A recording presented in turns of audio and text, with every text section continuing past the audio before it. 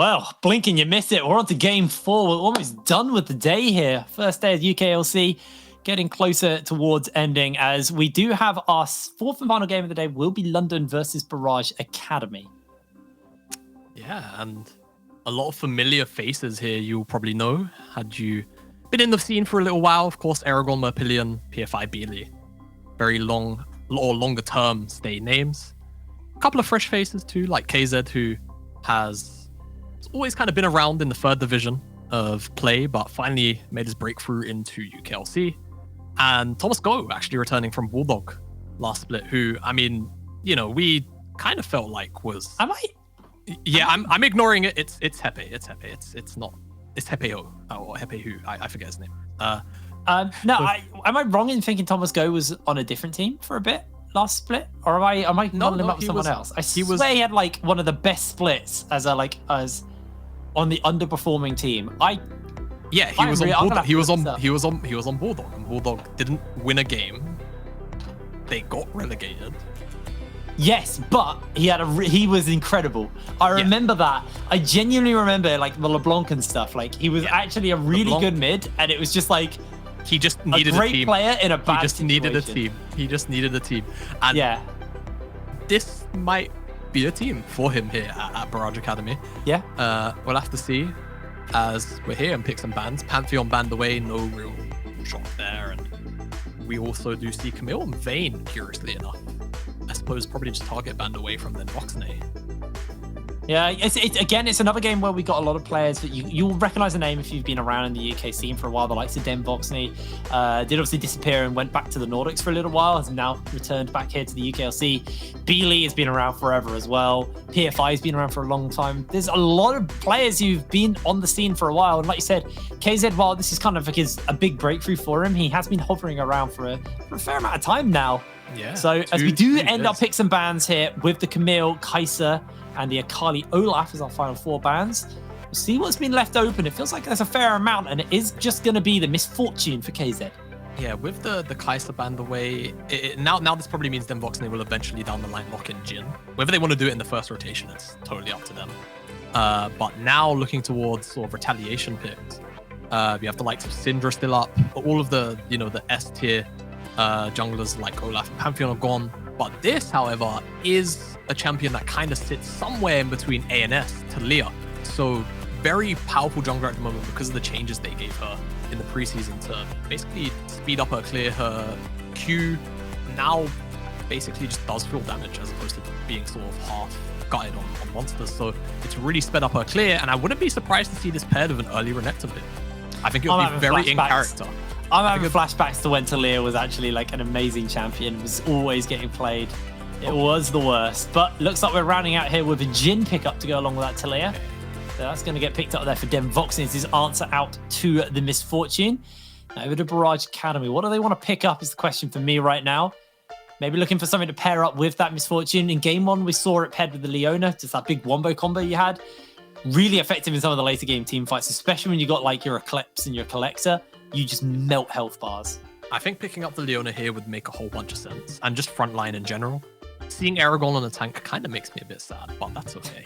I would probably expect a Leona pick to actually come in. Ooh, well, I was going to say now, but if it's being the Hecarim that's locked in, then there's a chance it just gets removed, in all honesty, because London don't have the greatest tank killers at the moment. So this rotation is actually not that bad into what London have pulled out here, because as the game goes on, okay, PFI on Talia can put out consistent DPS eventually, but melting through tank health bars isn't really like Talia's thing, and it's not Jin's either. And I'm gonna see that right there is a Merpillion pick if ever I've seen one.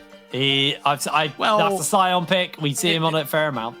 Yeah, Merp at heart he's a carry player. He loves his Camilles, he loves his Fioras, the split pushers.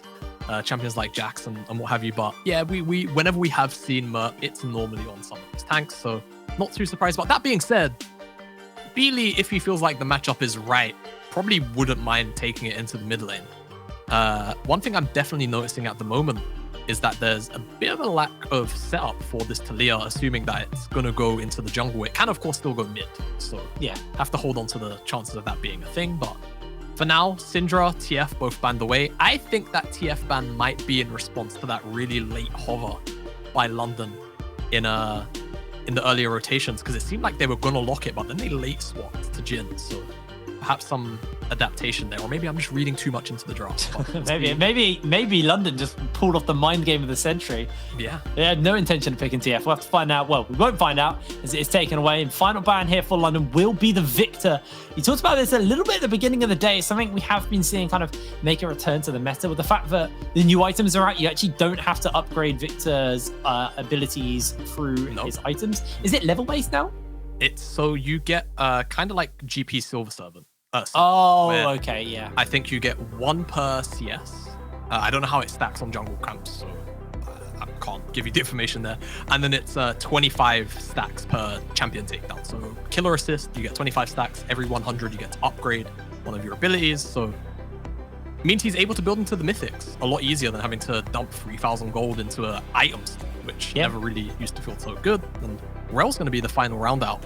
And again, I'm kind of a little bit concerned. There's not a whole bunch of setup for this Talia, and there's going to continue to be not a whole bunch of setup for this Talia because they've locked in Lucian, which, you know, Merp does actually play, but I would expect this to probably end up in the mid lane, though they can easily flex between both mid and top the Sion on the Lucian, depending on what lanes they want. So Barrage have to think carefully about their final rotation. Yeah, it's a nice flexible pick there. Does give a little bit of room to wiggle for London, as now over to Barrage, looking to kind of lock in their final picks and round out their comp. Thomas Go going to get his hands on the Orianna. Now looking for a support to go there with KZ on the Misfortune. The moment hovering the Bard. It's pretty nice.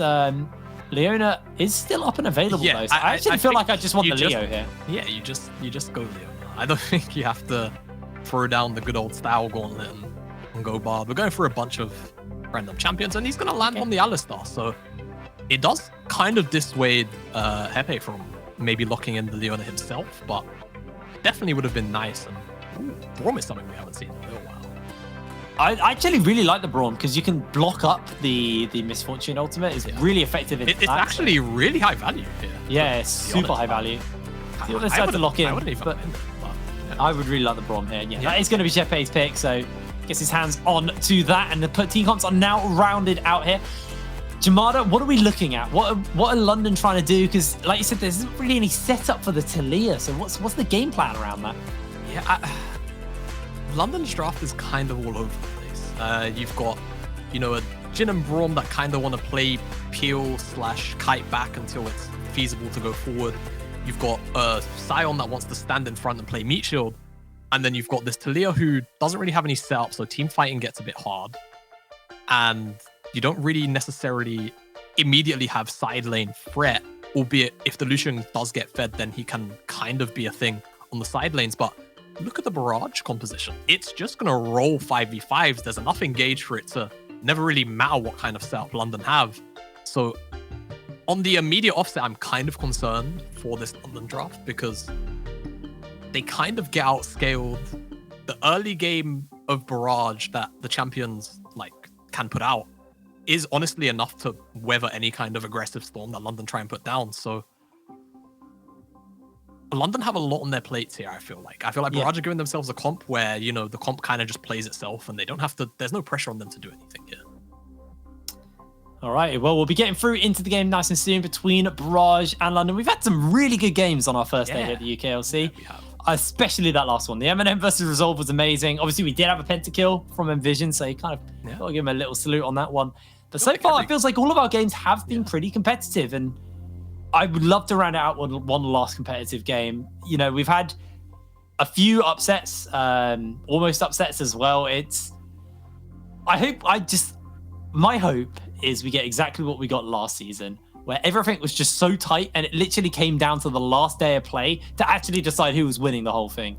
Or at least who was getting what into the playoffs. It wasn't fun for the good old blood pressure. It weren't. I'm sure, for someone who was on a team last time around, it probably was really horrible. But for as a viewer and as a spectator, it must have been. It was amazing. It was genuinely one of the most incredible tournaments I got to cast, and I'm sure for the viewers at home, they loved it unless you were you know, very invested in a team, in which case it was probably, like you said, quite stressful. We are onto the Rift for our 4th and final game of the day. London versus Barrage Academy. Yeah. Final game, day 1. What a day it's been, really. And like you say, hopefully we are rounded off with a absolute doozy of a game 4. And certainly got some explosive tools, particularly on the Barrage Academy side of things, to make some of these team fights potentially interesting. As KZ is on the top side of the map. He's going to try and proc comment. There you go. Probably a mana flow stack too. Yeah, no, I was thinking, I was like, maybe he's just going for mana flow here. I love the missing pings too from somebody on the London That's side. so annoying. Beely's like, that doesn't affect him, but that still annoys him. He's going to recover health enough. It's the mental edge, right? Oh, hello. Okay. So Barrage are fully aware this is obviously going on. But it looks like... okay. Okay, well... Tragic. What are they going to do here? They're very indecisive about what way they want to go in for this invade. Okay. Well... Oh, another mana flow. Yeah, that's the second mana flow. I mean, KZ's just winning out. Wait, they're not really... it again. Nah, he's still on cooldown. Okay, so they have full... Oh, well... Some high-value sweepers in the early game. Actually, that does give a ward as well, but needs to get cleared out at some point. So, yeah, a little something. And then Voxney isn't even going to miss any XP. So, gets the ward XP and even picks up all of CS. So, he might even ding level 2 1 creep early. This is something to actually keep track of. Yeah, this could be a really early level lead here. Then Voxney and Hepe actually cleared 2 wards. So, I wonder if this is something that they may level up on. I'm not too sure on the maths about it. Seems like the answer... One more ward will tell us. The answer is yes, for at least then Voxney. That's both of them, actually. It's just going to force Barrage away. Going to be forced to lose a couple of minions here and there. Caster and a melee. KZ even gets a bit of a chunk traded out onto him.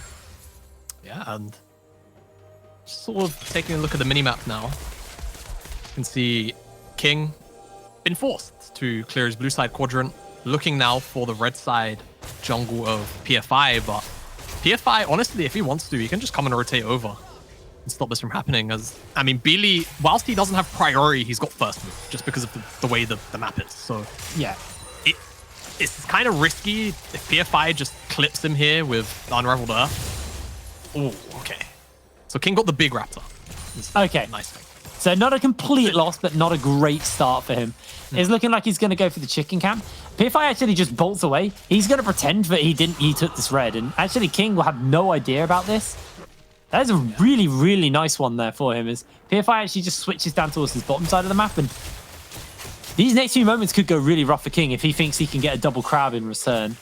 Yeah, and I mean, the ping's actually on to red buff. So he just assumes PFI is just clearing up and not having path down to the skull. So he's going to spend all this time, you know, running to at least the bot side, whether he wants skull or not. It's a different question. Okay, and he's going to spy out now. Just his Crux. Yeah, he's going to spy out now. So now he only has his Crux to farm. And I mean, if there's any respite, it's that his Raptor camp is going to spawn in about 15 seconds, give or take. So he's still going to be able to farm his jungle all the way back up if he wants to. Very strong early game from PFI, just keeping King kind of in check on this Hecarim. One of the few things you don't want to do is give Hecarim a very fast and free early game where he just, you know, sort of power farms 2 clears as Aragon gets a nice interrupt. And he's able to kind of scale up into the sort of mid stage of the game. Aragon really wants this game. Sometimes the grass proc hits harder than you really expected it to. Yeah, that was one of those times. Sion has like kind of weird base health because he's got so much scaling HP in his kit. So, you know, you have those big meaty grass autos that just look like they take fat chunks out of Sion because they do. And it doesn't help that he's got a corrupting pot, but you know, he's sustaining it back up anyway, so it's not the end all be all for him. At the end of the day, he's playing Sion, so he knows what he's there for. Well, new Magic Mantle getting picked up for Aragon right now. It's gone all the way. Negatron, actually. Oh, sorry. Yeah. He's upgraded it. Yeah. These new items, man. They're still catching me off.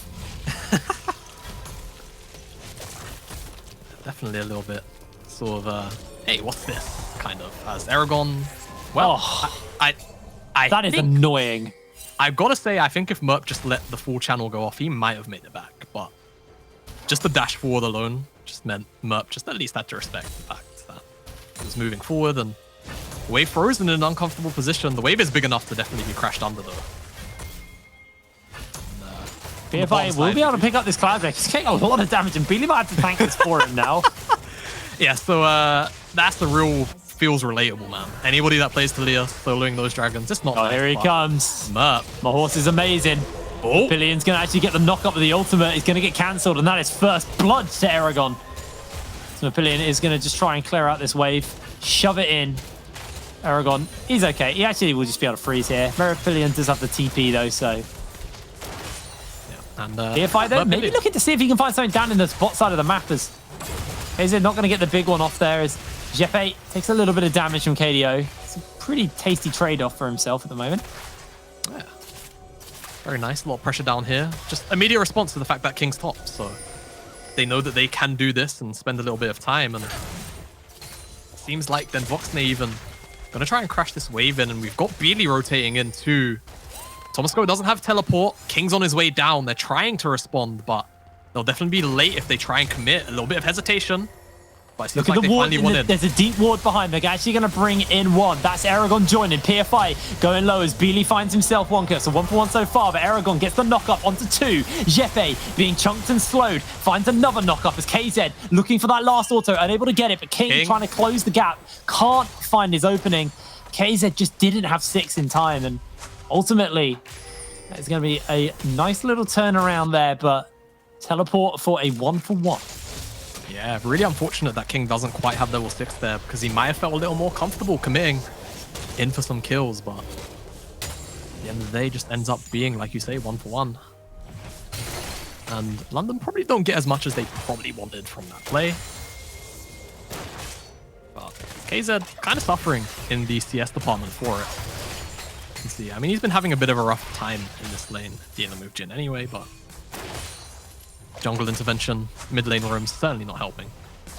Well, start to the game was pretty rough for him as well, where the ward experience actually gave a level 2 advantage over to London and forced him to back off from the wave. And from then, the lane control just hasn't quite been there for them.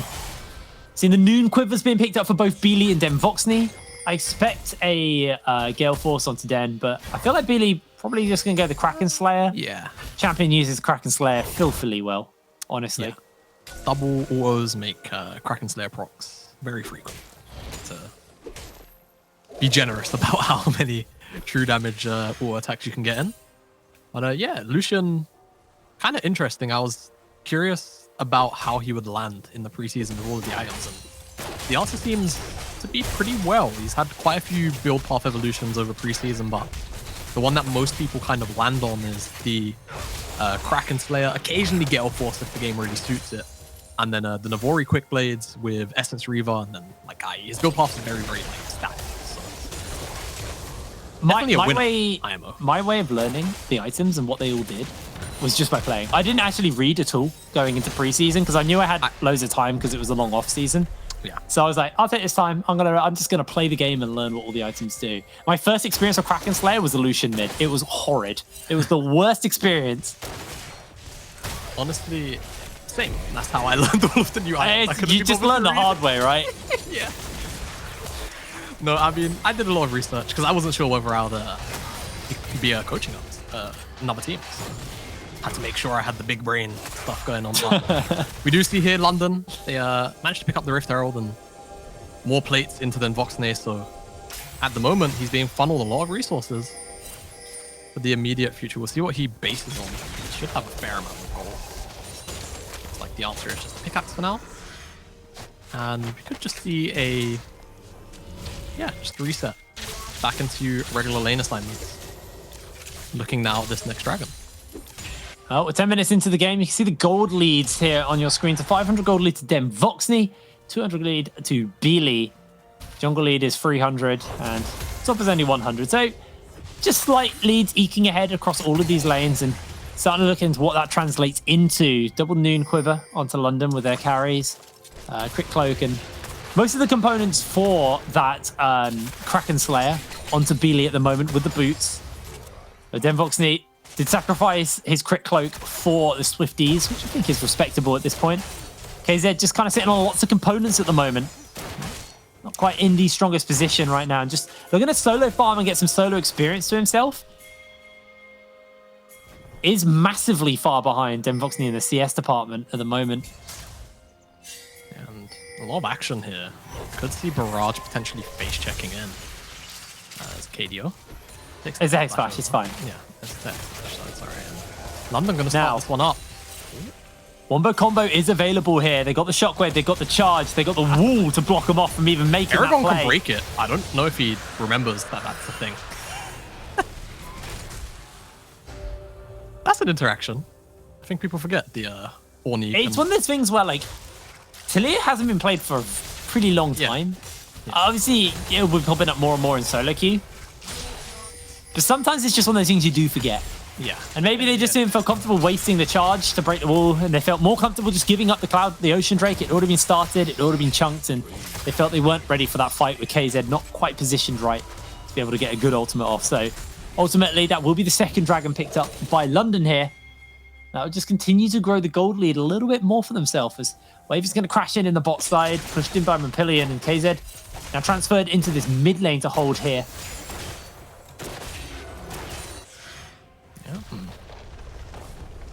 Does also additionally, of course, put London 2 dragons away from this Mountain Soul. And honestly, we did, of course, have a couple of worries or potential worries for this London draft coming into it because, I mean, Barrages is, quite frankly, just very standard sort of team fight, front to back, space for the Orianna and the MF, and you just fight off those big old ornaments. But normally, my question would be, you know, what do Barrage need to do? They're starting to slip a little bit here, but it's very obvious. It is land that wombo combo. So I think the more important question, is there like a particular timer, a particular item, or a collection of items which we're looking for to be the kind of the big opening for them to go, okay, we're comfortable to pull off a fight now? Yeah, I think you're more or less looking kind of at, you know, Hecarim's first item completion, potentially Thomas goes first, and KZ, because of this Manamune build, you're probably looking towards the second item completion. And then you can probably look to start comfortably taking fights. Other than that, I think it's more or less about sort of what kind of positional ground you can gain. If London ever find themselves in chokes and Hepe, for whatever reason, doesn't have a shield available, Barrage are going to have a really great time making a bounce out of that team fight. So definitely London, it's more on London, I feel, to just pay a little respect over to Barrage and the tools that they have for these team fights. And, you know, London can be fine, but they definitely want to avoid these greater skirmishes around the neutral objectives, because they definitely can find themselves falling behind off of something like that. I think you just probably want to throw Beely on a side lane, let him try and find some 1v1s, and you provide him the global pressure of PFI, and, you know, maybe just teleport or just being in the area and providing him enough vision so he can do his thing. We do see that first item getting picked up for the Hecarim. Got the Trinity Force finished up. No first item there. Actually, I'm just looking to deliver one back already. Okay. PFI is just going to melt and king. There it is. Beautiful execution from Barrage. PFI didn't even get to flash. It was just that quick. Blink and you'll miss it. Blink and you will miss it. Obviously, with Thomas having to go for that Seekers, does slow down that Luden's Echo. Yeah. So it's going to be a little bit further off getting the Mythic for himself. Still going to be fine in the grand scheme of things. Earlier on, you know, Ori doesn't necessarily change too much as a champion with the items or the early items. It's more or less about that sort of second item normally, where you start to properly come online. But Luden's is definitely a very nice spike, which can't be ignored. But whilst the Barrage pick on PFI was quite nice, it didn't really buy them much on the back end. They kind of just made the play. They weren't able to take the tower. I mean, I guess 300 gold's nice though, so can't complain. See how priorities lie for both of these neutral objectives, because Herald is, of course, already spawned and Dragon is 50 seconds away. So be curious to see whether Barrage feel comfortable giving over one more Dragon or not. I would imagine the answer is probably no, because Aragon is already finding himself in the mid lane. Well, looks like the attention isn't going to be towards that Herald as Jeppe actually looks to catch out Aragon here. They've got a couple of stacks they can build up. Two of them do get picked up, but they make it rain from KZ, slowing everybody down. London are now moving forward. They're the first to get their feet into the river and get some control and clear out some of this vision. The mid wave isn't really in favor of either team right now.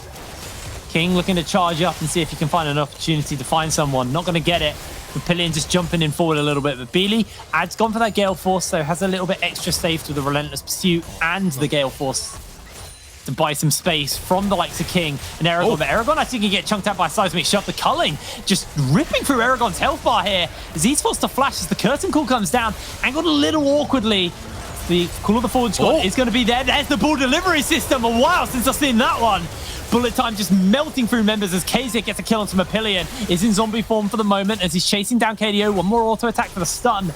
And London chunked out too much to really contest this anything else as Thomas flashes forward and finds Jeppe.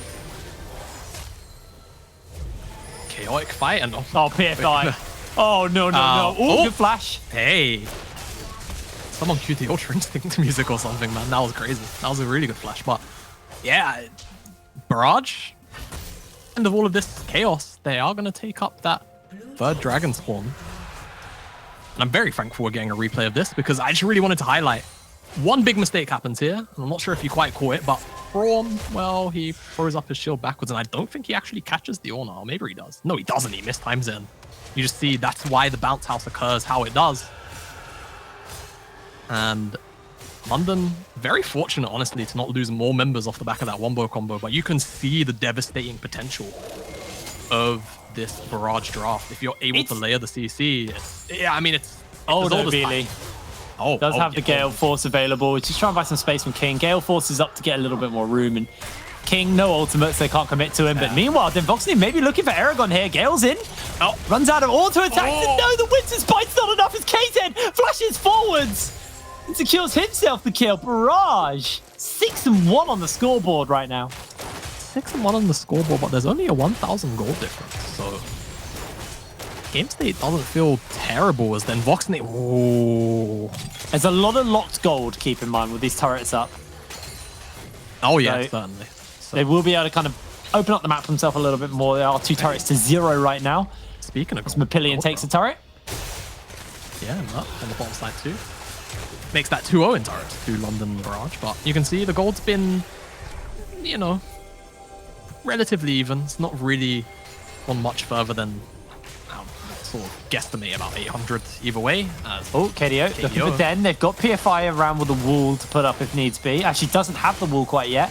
KDO just hardcore zoning Voxney off this as Beely's going to make his way forward. Riftail gets summoned, and I don't think Beely's going to be able to clear out this in time.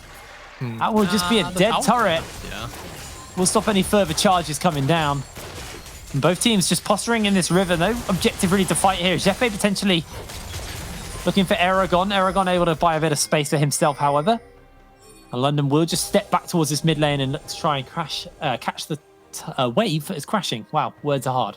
It's fine. I'm just wondering, did we got a live feed of NA, or are we just A-ramming for the Yeah, we are just full on A-ramming right now. Yeah. I mean, I'm down for Fiesta, but I'm just chilling. I feel like if you're Barrage, you don't want to A-ram. There's 2 turrets, but no, you want to be pushing at least to take expand the gold lead, right? Yeah, you want to play off mid prio into side and force London to have to rotate into you through these chokes in the jungle. That's more or less it. It's either that or Barrage just don't really give a monkeys and they just start pressing their RQs on them. Papillion's just going to walk out and go, actually, I don't want to deal with that. And KDO's going to fight him and pop him into the pony. Has to charge away to safety. You know what? I'm disappointed in KDO for not flashing in front of that. just for the sake of it. It wouldn't have been worth it because Merp's 0-2, but, you know, we just looking for something. Never know, it could have been enough to crack another turret. Force members away for the moment. Beely is on the bottom side of the map, trying to deal with the waves down there. London probably just going to give up this red buff and look to avoid a fight. While their mid laner tries to just get some farm pretty significantly down to Thomas Go. Yeah. Remember, we talked about this in the Champ Select. Thomas Go was kind of in one of those situations of like a good player in a rough situation last season. Yeah. Didn't find a single win all season long, but was one of the standout mid laners to me. Yeah, honestly. It's certainly a statement when you can be heralded as one of the better mids in the league whilst not picking up a single win. It was painful. I genuinely felt so sorry for him. He was, I mean, the whole team as well, right? Like, no one deserves to go 0-18 or whatever it was. Yeah. But Thomas Go, he tried. I've not seen someone try that hard in a long time. He was really putting all the effort in to get his team at least a win. Yeah, win. You know, at least Bulldog won today. I mean, he wasn't there, but at least they won. Their first win in 18 games. Can Thomas Go find his first win in the UKLC at all? Yeah. Like, last season was his debut, so first win for him would be lovely. Yeah, it would be lovely. I'm glad to see him back. I'm glad that it didn't really deter him from wanting to play in the league, and this could be danger zone if Barrage are hasty about this approach, but London now actually giving over mid lane priority. Barrage could just catch this wave high, not lose out per se on this dragon immediately, and then actually rotate in. If I could put a big wall up here, that's what I'm looking for. There it is, beautiful. Okay, will Aragon break? This time he breaks it. This time he throws out the Call of the Forge God. Jeppe eats it as well to make sure there is no bounce house as KDO jumps in forward, pops the ultimate for the moment. Beely on the backline, a big 3-man knockout comes in from the cows. PFI buying a bit of space. Den finds himself the kill as the curtain is called and Barrage are sent packing. KDO on the run as he will lose his life to Beely. Mapillion will lose his zombie form as he's taken out, and 3 members still available. The shockwave is there for Thomas Go. Can he find that hero play? Can he find that opportunity? Jeppe chunked out. Deadly Flourish comes in from Den as that's the shockwave flashed away, and the shutdown is there by Beely.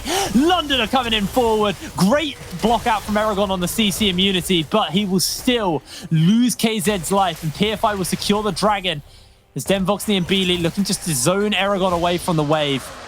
That will be another dragon in the pocket of London, and they are looking at Mountain Soul on the next spawn. Yeah, and I mean, it's not necessarily Barrage's fault. They take the fight because they want the dragon, but it's not necessarily always going to end up great when it's not London, I beg your pardon, coming into them. So you can see the Call of the Forge God gets cancelled out, and KDO tries to find himself some kind of disruption, but look at Mapillion in the backline, just buying so much time, and King dives forward, doesn't even get off the onslaught of shadows, and just dies. Whilst Zombie Scion zones the rest of Barrage further and further away. KDO is in no man's land, and London really don't have to do much to win out on this fight.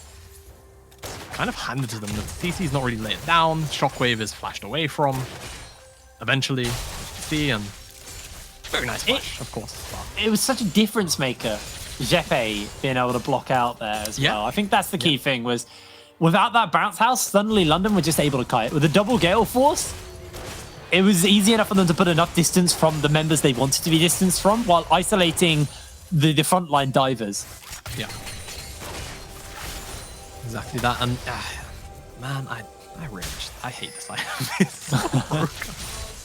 Look, I didn't get to say this last time, but I'm a LeBlanc player. I can't stand Immortal Shield Bow. The amount of times you go to kill an AD carry and it's like, oh, you have a lot of lifesteal now and a shield. That's fun. Non-AD carry, like, confessional right here. The role's broken right now, but you know what? Maybe jungle's just not broken because that's just how League of Legends. Wait, aren't you a Kayn player?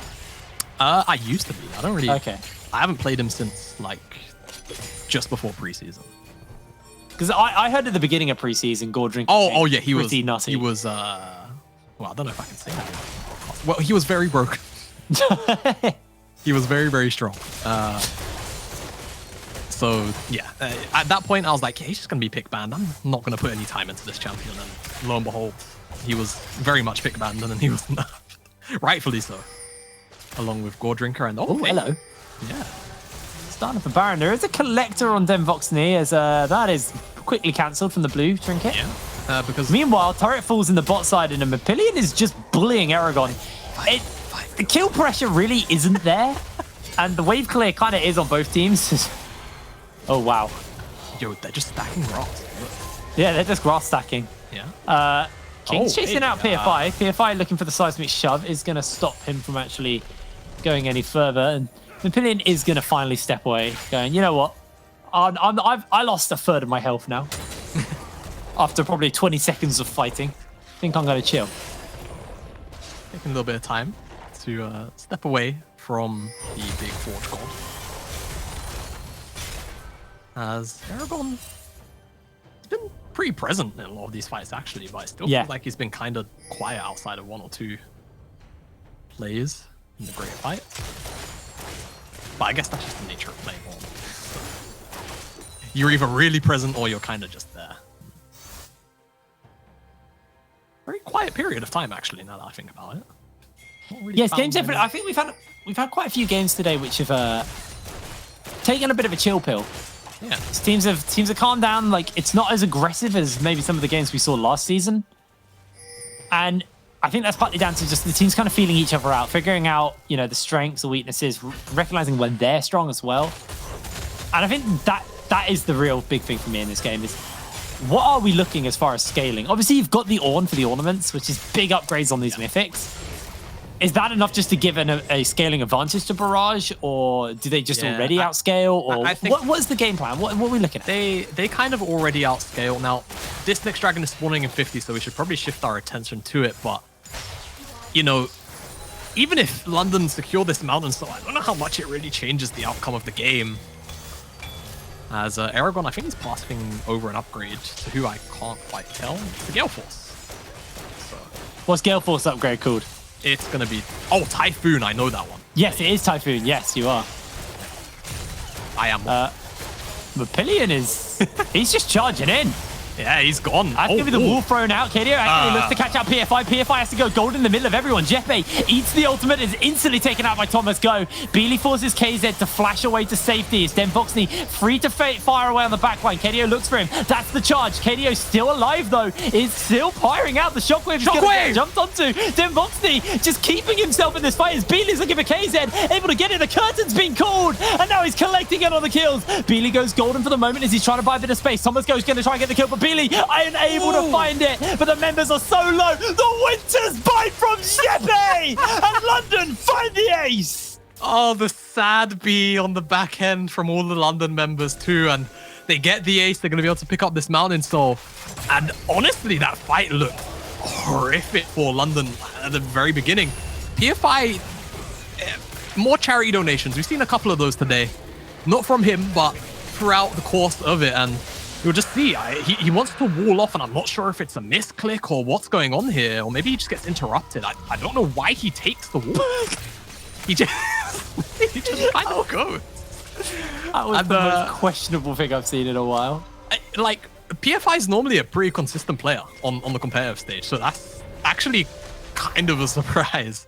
And yeah, we just see the rest of the fight unfold. It's a really nice shockwave from Thomas Go, but you can see Beely playing Assassin on the backline, finding KZ, and we have a duel on two fronts. We have Beely versus Thomas Go, and we have the rest of London versus Aragon, and I want to say KDO, and it's London that win out.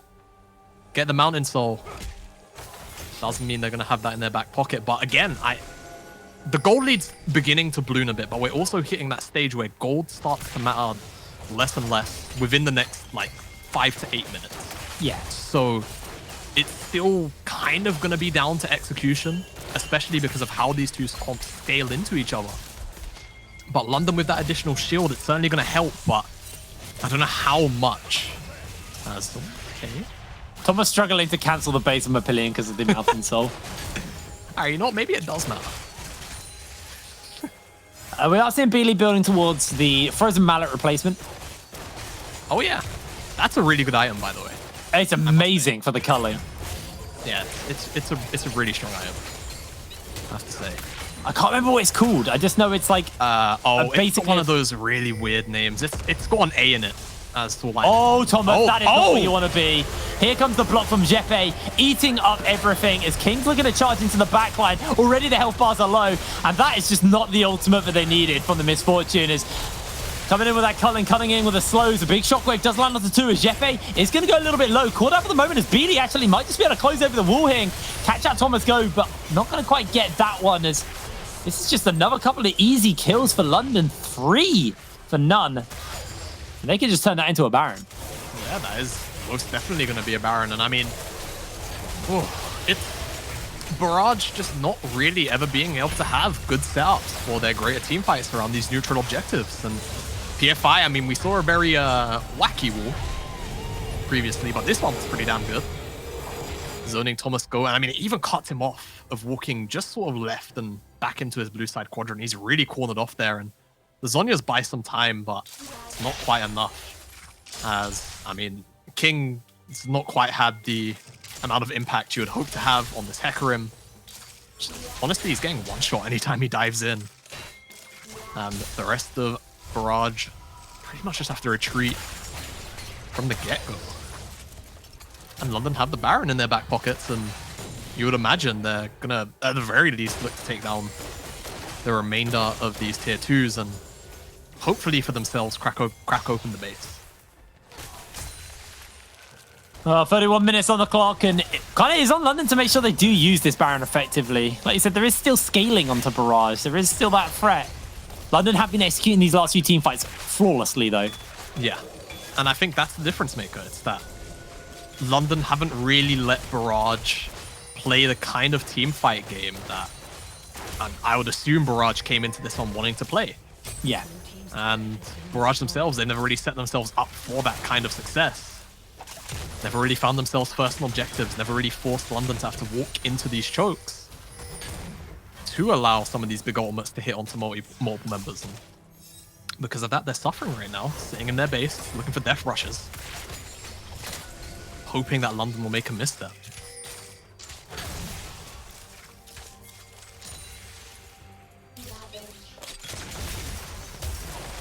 Siege on 2 fronts for the moment here. Slowly, Beely just working this wave into the spot side. They're just pulling everybody on Barrage around the map, and it feels like Barrage, they need to do something or they are just going to lose their base in the next few moments. Baron's still got some time left on it, so not too much of a worry for them right now. Yeah, big chunk out of Aragon there. And that might just be enough to force open. That's a big bullet time. Jeppe getting chunked pretty heavily here. King looks to jump in. A great interrupt, actually. Stenvoxy flashes over the wall, gets charged on after by King. He's still fleeing, he's still running, but PFI is trying to chase him down. Beely finds assassination off on the backline. Stenvoxy lives after everything. They do get a knock up onto Beely. Beely still alive somehow. Wow. And London just... I'm speechless on how they survived all of that. Yeah, and whilst all of the shenanigans going on the top side, Beely's playing this fight monstrously well.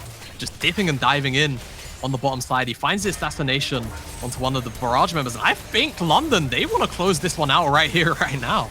I think this might just be it. Tower number 1 and tower number 2 have crumbled to the siege as KZ trying to dodge away on absolutely everything, but he is being cut through by Beely. Beely survives with a lack of health. The happy bees go up. And London take the win. 34 minutes on the clock. London victory. And I mean, I have to say, I definitely had my worries going into that game because of the draft. There wasn't a lot of setup for this Talia pick. The composition itself kind of felt like it was a little bit all over the place. But Barrage weren't really able to capitalize on what I feel like was a relatively large draft difference. So, you know, props to London for recognizing that Barrage should never really be able to be the first into the river. If London ever end up in chokes, they lose the fight. We only ever really saw London in a choke once or twice, and they never allowed Barrage to stack those big CC tools one on top of the other. And it felt like Jeppe as well never let another Ornn ultimate get through. He let one get through, and that team fight was devastating for the team.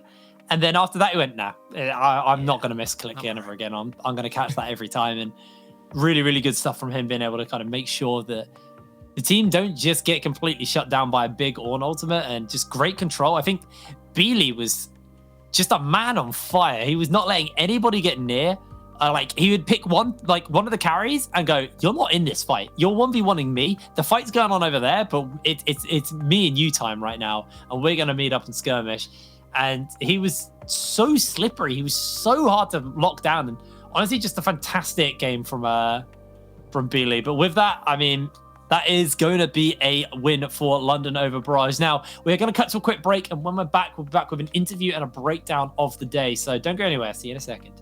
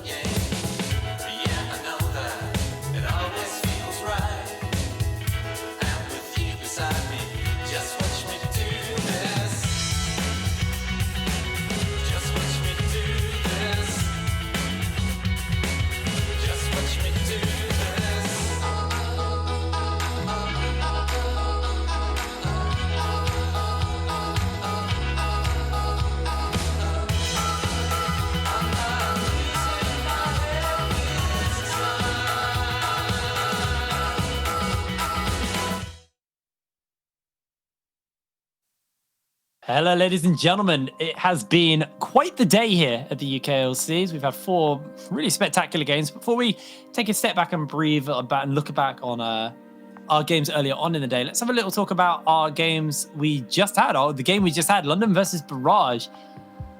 Like a lot of the games we've had today, it looks like one team's going to win, and then another team just somehow pulls it out in the last moments and starts executing on those team fights. And I think London, they just really pulled something out. They lost one team fight pretty convincingly and went, well, I'm not doing that anymore. And they played super, super safe. I mean, we actually have a replay, so we can talk about your favorite play of that game, Jamada. So I'll let you run through that.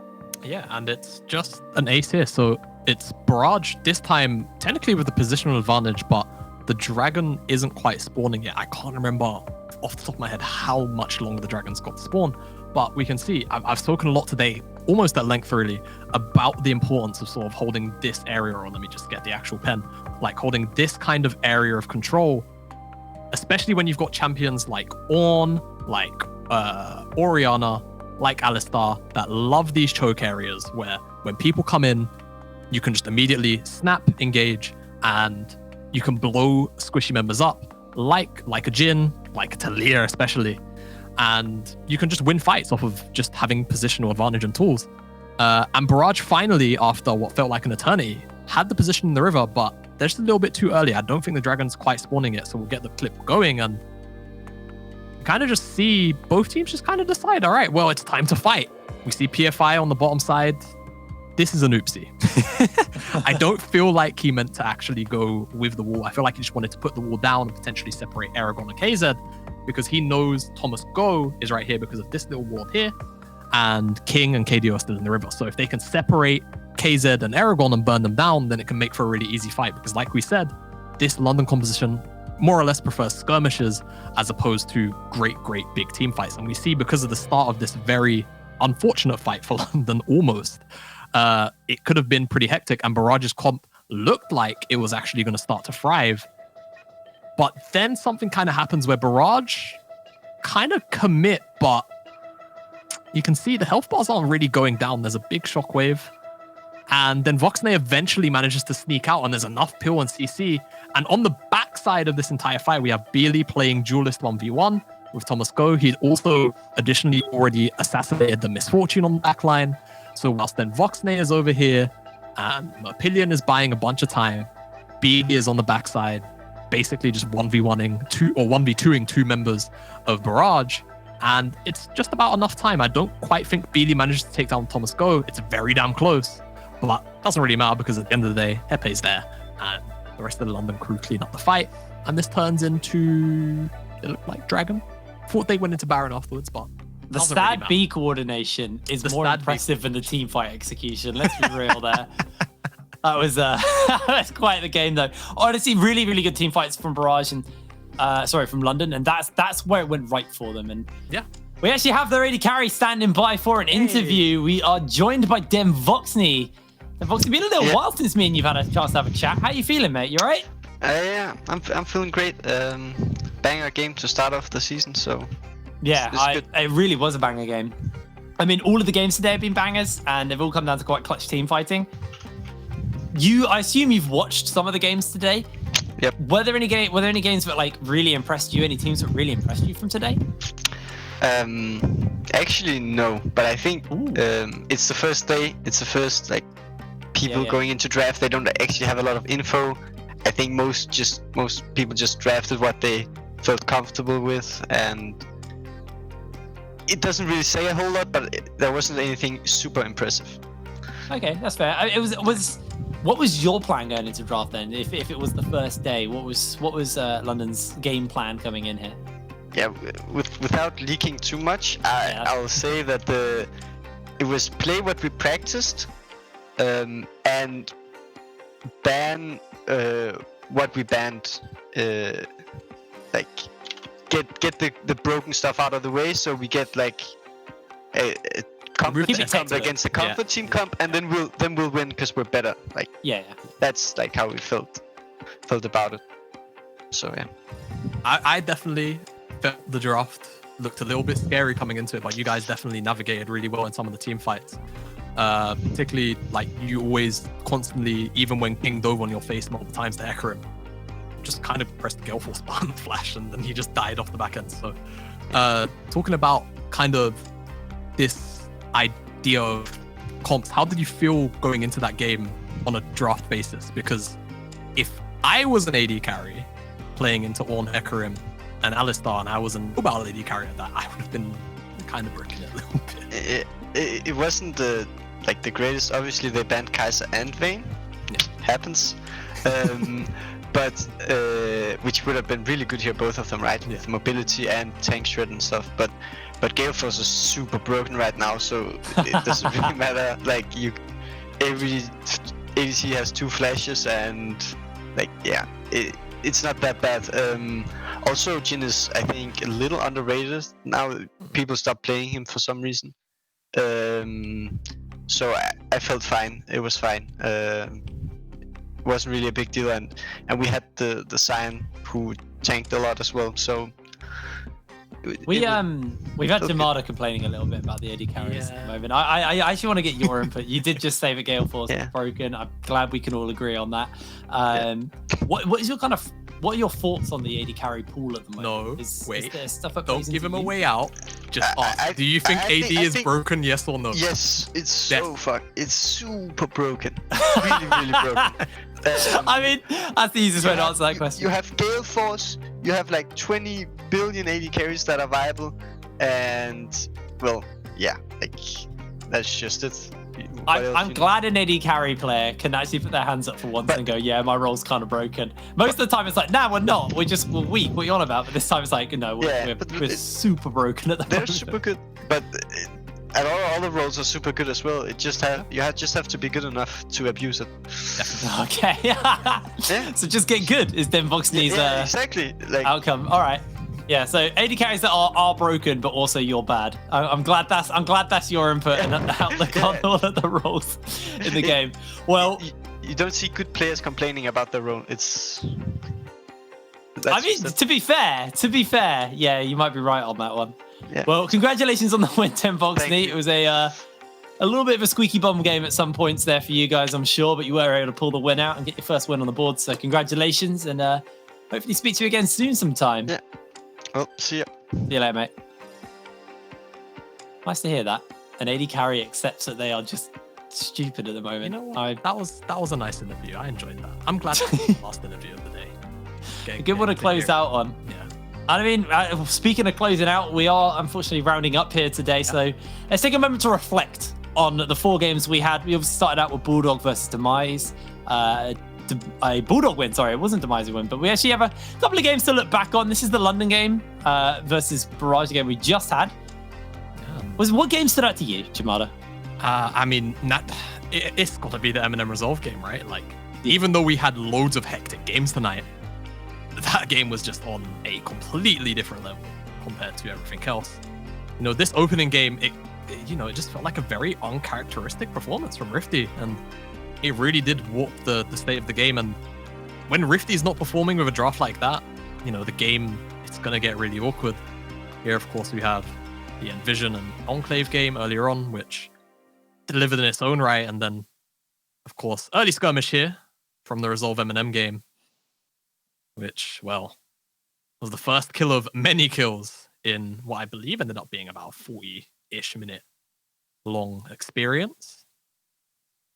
And yeah, I mean, just every game tonight has been exceptionally fun. I genuinely think every game delivered today. I don't think we had a bad game.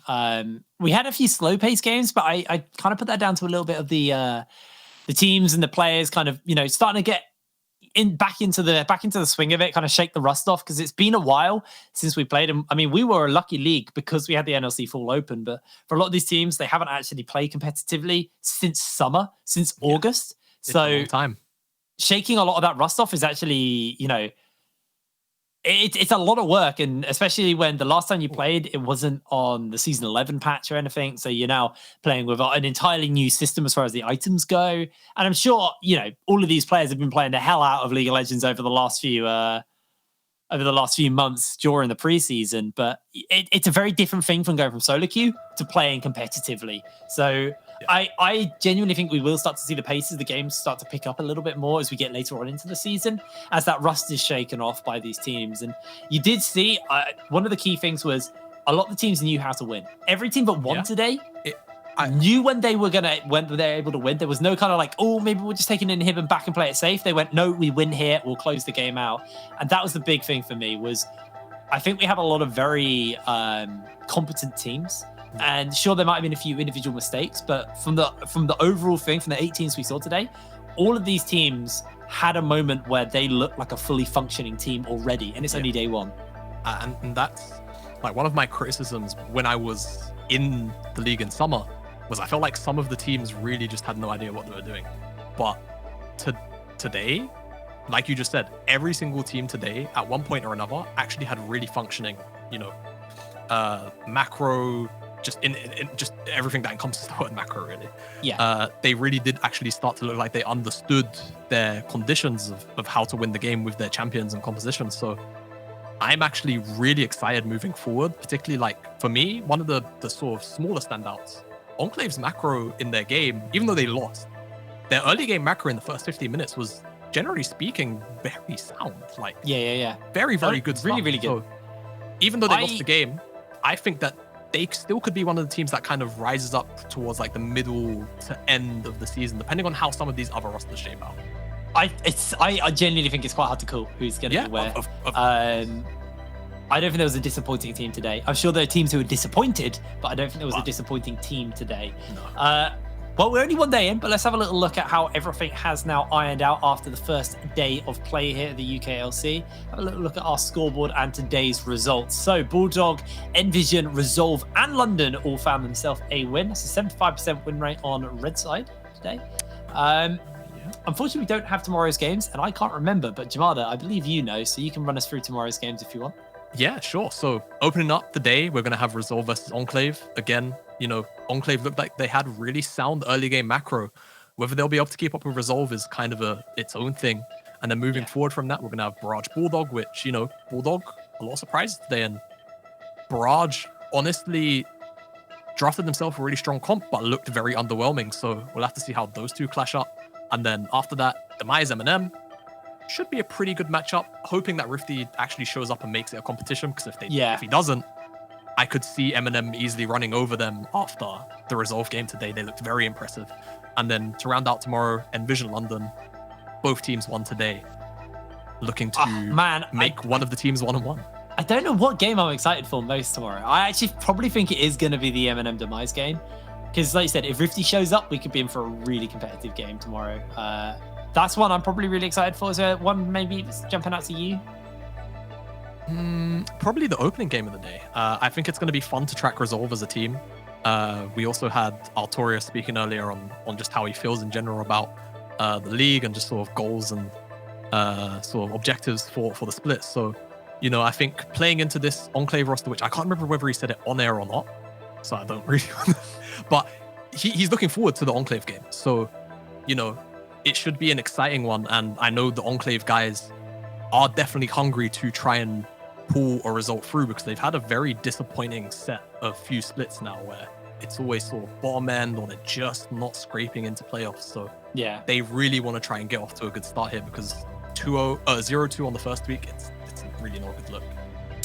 It's not, but we'll have to see how that is all going to go down for tomorrow. Now, what have we learned today? I mean, we learned that AD carries are broken, Gale Force is a stupid item, and Jamada can actually delete things on the replay thing when he's drawing circles and shapes. So, all improved. Guys, thank you very much for joining us here for the UKLC Day 1. We'll be back tomorrow, same time, same place, as over on Twitch or BBC Sport or BBC iPlayer. Plenty of places to come and watch us. Thank you very much for watching. We'll see you next time.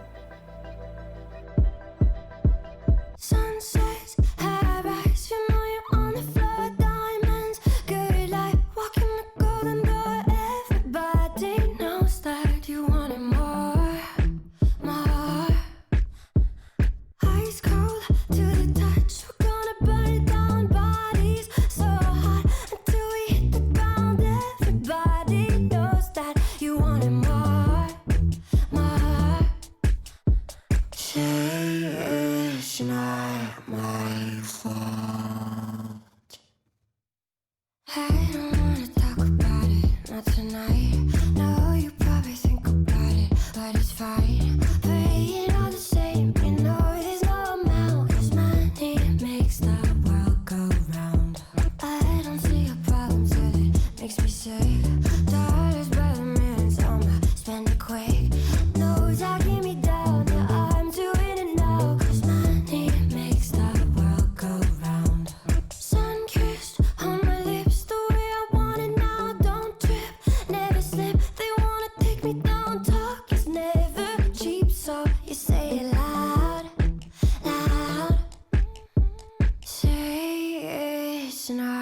my